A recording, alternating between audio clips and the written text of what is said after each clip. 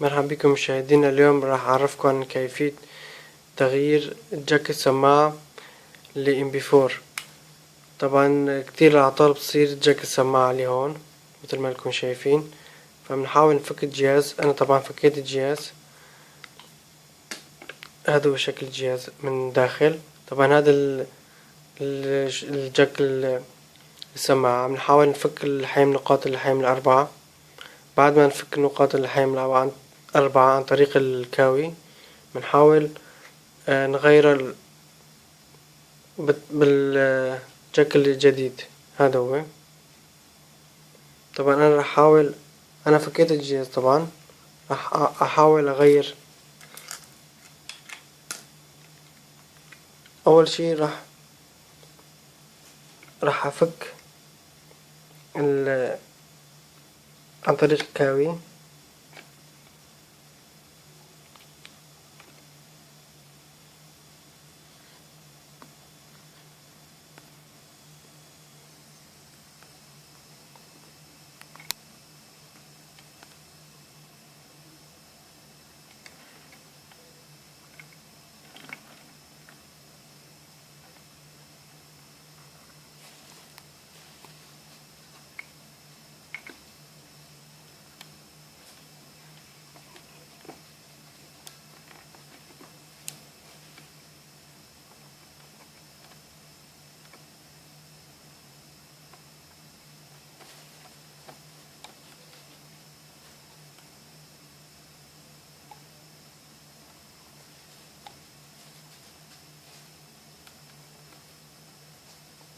طبعا هلا راح احاول افك وارجع لكم.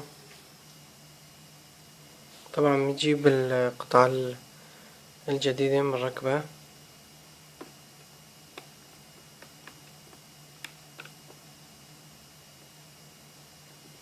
طبعا عن طريق الكاوي بنقوم بعملية تلحيم.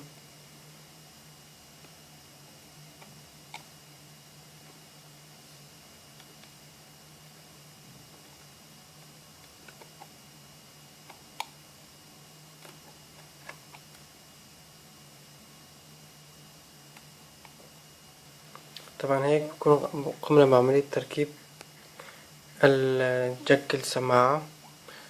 فبنحاول نشغل الجهاز.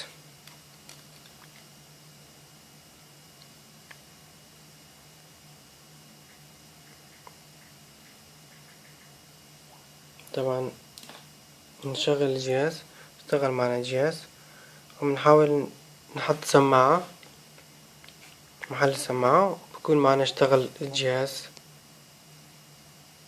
بشكل نظامي. وبالنهاية بحب أشكركن، بقولكن تابعوني، أنا راح أعلمكن كتير شغلات بالإلكترونيات.